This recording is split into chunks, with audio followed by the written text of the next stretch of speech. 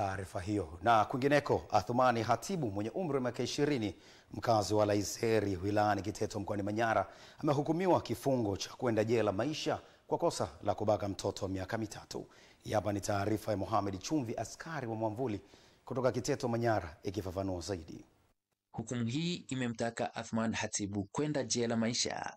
Imetolewa na Karim Mushi, hakimu mkazi mkuu wa mahakama ya wilaya ya Kiteto, baada ya kujiridhisha na ushahidi wa pande zote.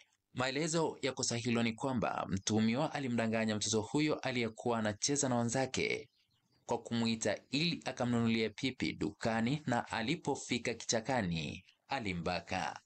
Kwa mujibu wa hakimu Karim Mushi, amesema mtuhumiwa huyo ametenda kosa kinyume na kifungu cha 130 kifungu kidogo cha kwanza na cha pili na kifungu cha 131 cha kanuni ya adhabu sura ya 16 kama ilivyofanyiwa marekebisho mwaka 2023. Katika utetezi wake, mtuhumiwa huyo anasema anasingiziwa na baba mtoto huyo kwa kuwa ana ugomvi naye. Tukio hili limetufanya East Africa tufike ofisi za ustawi wa jamii hapa Kiteto, ambapo pamoja na mengine hapa tunapata maoni. Tumeipokea niseme kwa furaha. Kiujumla haki zote kwa pande zote mbili, yani mshtakiwa na mhanga, zimetekelezwa kama tulivyokuwa tukitarajia. Kwa nini ubakaji unaendelea ili hali watu wanafungwa miaka mingi kiasi hiki?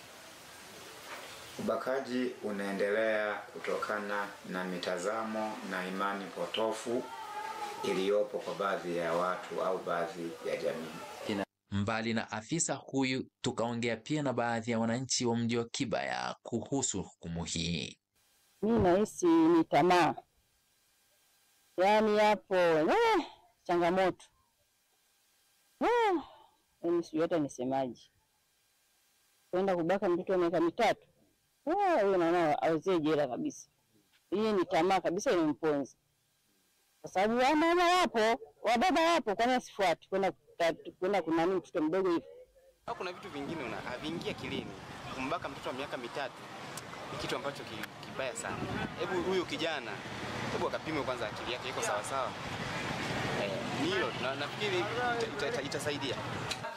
Ni Athumani Hatibu aliyehukumiwa jela maisha kutokana na tukio la ubakaji, jambo ambalo limepelekea kupatiwa haki yake hiyo. Nikiripotia EATV kutoka hapa wilayani Kiteto mkoani Manyara, mimi ni Mohamed Chumvi, askari wa Mwamvuli wa EATV.